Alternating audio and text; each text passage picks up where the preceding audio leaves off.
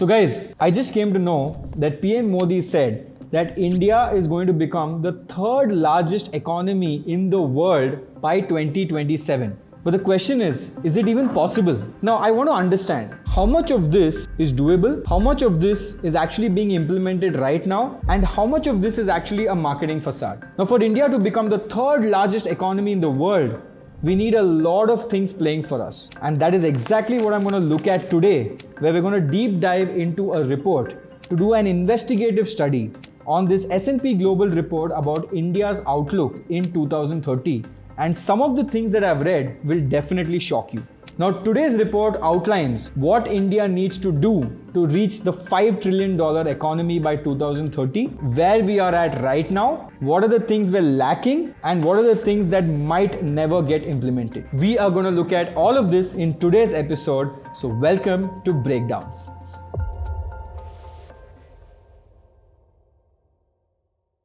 Now, to understand where India is moving for 2030, we should also understand first what is the percentage that gives the most contribution to our GDP. Now, if you look at this pie chart, it shows that currently India is still a services-based income country, right? So most of our revenue comes from the service industry. And if you look at the IT industry, that contributes to the majority of the services. For example, we have companies like TCS, Infosys, HCL that are providing outsourced tech services to foreign countries. Now, if you look at the recent shift that has happened in the past few years, most of you guys would have heard of something known as Make in India or the new PLI scheme, which is also known as Production Linked Incentive Scheme. Now, with this, India is trying to move away from the services industry and now come back into the manufacturing belt. Now, why is manufacturing so important? Now, let's understand a little bit more about macroeconomics. If you look at China is predominantly a manufacturing-oriented country, and most of the GDP or most of the revenue comes from manufacturing. And India, as of now, it's only 18%, and almost 54% comes from the services belt. Now, if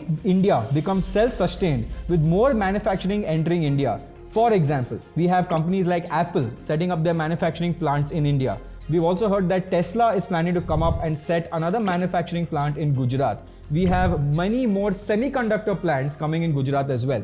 Now, if all of this happens and manufacturing starts doing really well in India, it starts unlocking a lot of revenue to the country, and not just that, it will also unlock a lot of revenue distribution from the upper class to the lower class. But more on that a little later. Now, according to the S&P Global report, it says that the Indian consumer market should hit approximately $5.2 trillion economy by 2031. And even there, we see that the majority of revenue will come from the services industry. But if you see the manufacturing growth that they have projected, it says 20% instead of 18%. That means India is gearing up to become a manufacturing-oriented country. But here's a problem. Becoming a manufacturing-oriented country from being a predominantly services-oriented country is going to be very difficult, because there is some things that are crucial to grow before we get into this new trajectory. Number one is the improvement of skilled labor in India. Now, as we know, in India, skilled labor is at an all-time low, and even now there are so many people in different parts of Tier 2, Tier 3 India that don't have the basic necessities or skills to get into the manufacturing segment. Now, one thing that the Indian government is focusing on is to increase the labor participation in the manufacturing industry, but more importantly, they are trying to improve the amount of women that are coming into the manufacturing segment. They are trying to boost skills and do a lot of skill development courses for women from Tier 2, Tier 3 Bharat to enter into the manufacturing realm. Now, this is very important, because if the women start coming into the manufacturing domain, then the household income of a lot of people start improving a lot, and even Tier 2, Tier 3 Bharat will start improving their spending power, and the per capita income will rise definitely. Now, one more thing that is very important for India to become the next manufacturing hub is that it needs a lot of investment, not from foreigners, but from Indian companies themselves. So private investment into manufacturing is essential and crucial. Now, who are these private investments? For example, we have companies like Tata who are setting up manufacturing hubs. We have companies like Adani setting up more manufacturing hubs. And if Indians come with their own conglomerates and start setting up their own manufacturing plants, then India will definitely move towards a better future. But why will they do this? Why will Tata, Birla, Jindal, all of these guys come and set up manufacturing plants? For that, the government of India has to give perks. And that perks are coming up in the form of PLI schemes. Now, every manufacturing company that sets up in these specific zones, like for example, Gujarat, right, they get a lot of labor participation from the local government. They get land at very cheap rate. They also get tax exemptions for a few years, and they get electricity consumption exemptions as well, because power is one of the biggest factors for any manufacturing plant. So if the government starts helping these new manufacturing companies come up from existing big businessmen, then India will move towards a better manufacturing era. So now we understood where India lies with respect to its services business and its manufacturing business. And we also know what is key for manufacturing to take up, right? But now geography becomes very important. And to understand geography in our entire ecosystem,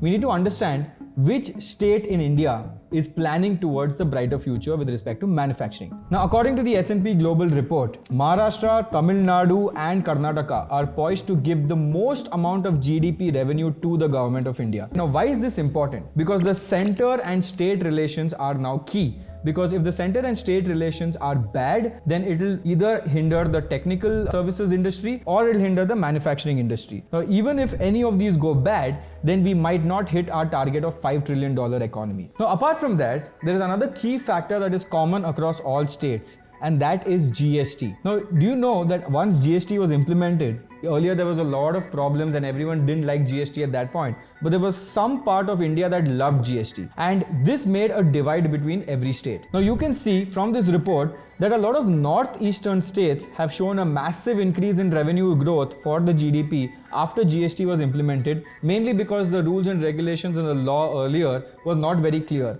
Whereas if you see in major tier 1 cities like Maharashtra, Tamil Nadu, Karnataka, the growth rate is not that different, because even at that point there was a lot of scam happening in the market, but now after GST it has normalized, but there's not significant impact that was happening then or it is happening now. But definitely an improvement has taken place. Now remember, we spoke about state and center relations. Now we all know that the center has to keep a budget for every state so that the state can grow and build better infrastructure, which will attract more revenue and more GDP across it, right? But there's one more party over here that is not mentioned, and that is our friend called FDI, or also known as foreign direct investment. Now every state in India are trying to transform themselves to become a FDI friendly state. They're all saying that all these billion-dollar funds or all these big companies from outside India, please come and set up your manufacturing plants here. And you would have seen that. Obviously, number one is Gujarat. You've been seeing Vibrant Gujarat happen quite recently, and you saw so many people committing to investing billions of dollars in Gujarat. But in Gujarat, most of them were Indians and not foreigners, right? But if you look at other states, for example, Andhra Pradesh, Tamil Nadu and Maharashtra, we are now seeing a lot of foreign companies coming and setting up their manufacturing plants in these states. But why is this important? Because if foreign companies come with their billions of dollars investing in our economy, creating massive amount of jobs with their MNC focused structure,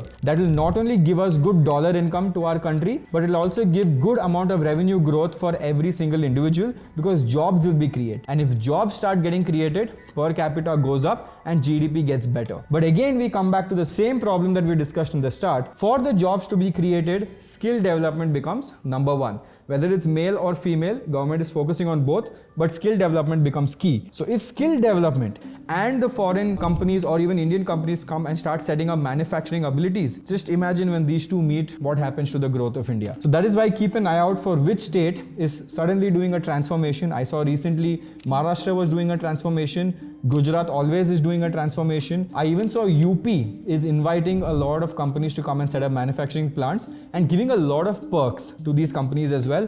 Andhra has been key for a lot of semiconductor companies, and a lot of IT-based drone companies are there. And we also saw Tamil Nadu setting up massive IT parks to attract a lot of foreign investment as well. So now you understand, when you see different state CMs going out and talking about their state and saying we are attracting so many companies here, it's not just for the economic development of the state.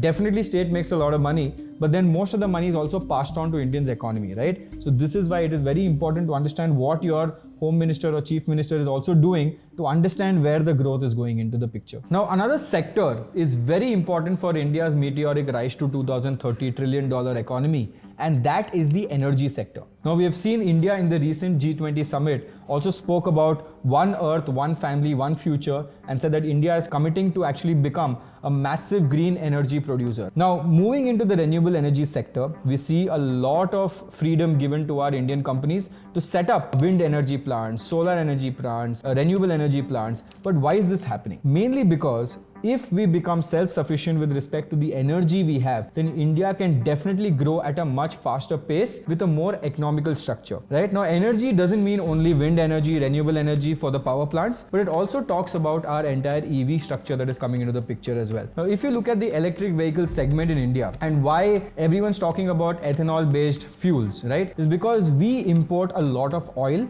from different countries. Right now, we're importing a lot of oil from Russia at a very cheap rate because of our friendship. But over time, we are spending a lot of dollars to import a lot of oil. Now, if we move into an ethanol blending program where our cars are hybrid, whether it is ethanol based fuel or whether it is EV cars, right, our dependence on oil reduces a lot. Now, if our dependence on oil reduces a lot, our income or gross receipts for our country goes up a lot, our receivables go up a lot, and our debt can be cleared very easily. Basically, it becomes a massive growth driver for India, and India saves a lot of money. So that is why we're actually very bullish on India becoming energy free. Now, according to the report, India's energy demand by 2050 is going to double, and when it doubles, you can see this chart which talks about majorly we need a lot of coal import. Either we will import coal or we do have some domestic resources as well that we will use. And you also see there is a nice growth of renewable energy that is coming up. Now, the faster this renewable energy growth comes up, we would not have to depend on resources like coal, resources like natural gas, oil and all of those things, right? Because the renewable energy will take care of most of it. Now, I don't know if you guys saw this, but recently India also launched its National Green Hydrogen Mission program, where the goal is by 2030, we need to produce 5 million metric tons of hydrogen. And we go one step ahead, right? It's not just to clear our consumption, but India is also saying that we want to become a net exporter of hydrogen globally. Now, if that happens, we definitely reduce our dependence on fossil fuel. But in the past, energy was not a very cool sector. Nobody liked energy because it is a capex heavy industry. Now, what do I mean by capex heavy? Basically, to set up a solar plant, set up a windmill, you need to put a lot of money upfront, and then you generate energy from these different assets, which will take time to recover your payback period. So maybe you set up a windmill and the return will come after 2 years or 3 years. But till then, you need to fund this entire crores worth of operations. Now, for this, India has started a lot of companies and a lot of avenues for you to raise money. Now, a recent stock that was listed in India, which was called IREDA, which is basically made for renewable energy, right? This is a company that funds all the renewable energy operations in India. So that gives you a good idea that India is serious now about funding these energy operations. Now, India also believes that we need more than $10 trillion of investment into the green energy space to become net zero by 2070. That means it's basically a lot of money, and that money is currently not only with India. So we need a lot of foreign participation to kick in India as well. Now, obviously, India is great because we have consumption for it, right? Energy consumption in India is always there, will always be high. And tomorrow, with the adoption of electric vehicles, we will always need more and more power going into the future, right? So if our factories become energy efficient, if our cars become energy efficient, if our homes become energy efficient, then we will be drawing a lot of power, but most of this power will come from renewable energy. And we saw recently that PM Modi also announced that now they want all the houses to start setting up their own solar rooftops, right? Now, again, this is a move to make India self-reliant on energy. Now, let's understand one more important theory in India's growth. Our entire transportation system in India is now changing, and it's also changing with our consumer mindset. So, very shocking fact according to this report, which says that now India has a lot of aspirational car buyers. Aspirational car buyers means I want a bigger car, I want a more fancy car, and we're all upgrading ourselves to an SUV instead of taking a normal car. And the people who were planning to take a normal car are more happy to either take an electric vehicle or use ride-sharing apps to fulfill their demands. So this is this weird cusp that is happening in India right now, and we're seeing an evolve happening with the consumer mindset. Another very interesting thing about this report, which says that by 2035, almost 50% of all automotive sales is going to be by SUVs and not by light versions or sedan versions. Most of the sales is going to be driven from SUVs, and a lot of companies are now focusing on hatchback and SUV versions, and it is also coming at a very affordable lower end pricing as well. If you see Tata and Mahindra, they're actually releasing SUVs at a slightly lower range. Obviously it could be lower, but if you compare them to the EV counterpart, it looks almost similar. Now if energy has to be efficient and India has to go towards this net zero by 2070, we need better roads, because earlier what was happening, we had bad roads which created a lot of traffic jam, which used to create a lot of issues with our fuel consumption as well. Now if we move towards a greener solution, right, and we have these new roads that are being built up, and as you can see right now, a lot of highways are being built in India, whether it's in the northern belt or the southern belt. We have beautiful 6-lane roads, 4-lane roads being created, and with this, the mobility improves in India. The cars will now start operating at a much better efficiency because the roads are good, your speed limit is much better, so your fuel consumption now starts getting optimized even well. So small things like this also start affecting the Indian economy. Now according to this report, by 2035, more than 20 to 30% of the cars on the road in India will be electric vehicles, and also we will have a lot of ICE cars, which is internal combustion engine cars as well, which is our current fuel cars, right? But hybrid adoption is not going to kick in very much, is what this report is predicting, because if someone has to switch, they would directly switch to an electric vehicle. But for electric vehicle game to play out in India, we need better infrastructure, which we don't have today, right? If I have to go from Bangalore to Delhi, I need a lot of stops in between, and I might be taking stops even in the middle of the night. So safety becomes a big issue, and charging station accessibility becomes a very important role here as well. So that is why we see a lot of companies in India like Tata Power, Mahindra is also investing a lot into different charging stations, and also there are a lot of startups in India that are coming up and just building electric charging stations everywhere. Now if Tesla enters the market, we can hope that they will also start creating a lot of charging stations here, just like how they did it in US as well. So for the automobile industry to grow in India and to grow towards green energy, there are 4 very important I's of mobility. First I is infrastructure. As I told you, we need better infrastructure, and the roads are being built, but we definitely need better power infrastructure, which is happening right now but will take some time. The second I is investment. We need Indian car manufacturers or global car manufacturers to come here in India and invest billions of dollars for the next leg of growth. And we already saw that Mahindra and Tata are doing it, but we want other companies to start investing heavily into this industry as well. Now the third I is innovation and technology. Now this is very key, because innovation in battery health, innovation in the car software, all of this will start helping us optimize our car's actual range, and that way we can optimize our fuel efficiency as well. And there are a lot of companies in India who are focusing only on optimizing the battery health of a car or moving to alternative sources of renewable energy. And the fourth important I is inclusive growth. Now what do I mean by inclusive growth? When you talk about a car company, it's not just Tata and Mahindra that make a lot of money. If I buy a car, there is someone making the windshield of the car, there is someone making the tire of the car, someone making the screws of the car. So when that happens, the money gets distributed to the second half of India as well, where there are a lot of manufacturing companies just making nuts, bolts and screws for a car as well. So inclusive growth is very important. Basically, we don't want monopolization where companies do an entire integration by themselves and they don't want any other player. So if that happens, it might go against the Indian economy, but we want a lot of new players to come into the space and support existing car manufacturers to make a lot of money. Now, one more big change for us to move away from just services to improving our manufacturing growth is the improvement of logistics in India. Right? India's logistical power right now is not great, mainly because we are not very well connected with our road network as of today, right? But what we see in the next few years that India is investing a lot of money into not just road connectivity for logistics, but also creating a lot of freight corridors, railway corridors, and also improving our ports as well, right? Now, if the ports get improved, if our railway corridors get improved for B2B kind of instances, and if our road and highways start doing well, then our manufacturing power will increase drastically, right? Because now everything is localized. Somebody is setting up a manufacturing plant very close to a port or very close to a hub. but later on, if the demand is increasing, we need different hubs coming up everywhere. Now, we also know that there are multiple different highways being created where they're trying to connect Delhi to Chennai. But if that happens, your trucks and lorries can also go in this corridor, and the speed of delivery for all the raw materials and products can easily pass through this entire region. Obviously, this is just a start. We've just connected north to south. There's a lot of east-west corridor being created,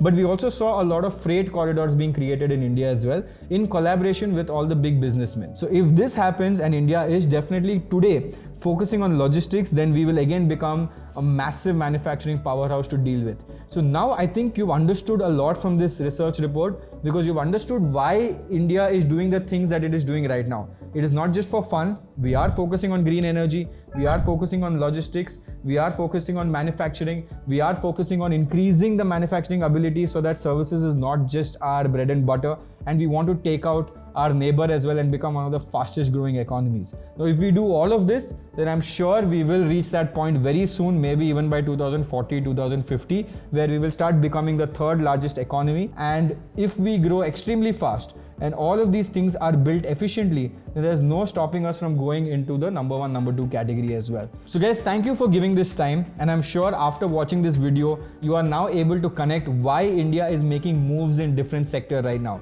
Now, there is still a lot of other sectors that we have not touched upon, which is very important. For example, the agriculture space, the startup ecosystem, but all of this is now going to be a support system for the main growth, which is your manufacturing and services. And if we can start improving this in India, and we've just started doing that right now, give it another 5 to 10 years, India is going to be the place to be for the growth to happen. So this is our entire report for today. So I hope you guys liked it. I hope you guys enjoyed it. And if you did, comment below what you liked about this entire report. This is me, Shashank Udappa from Breakdowns. I'll see you guys soon.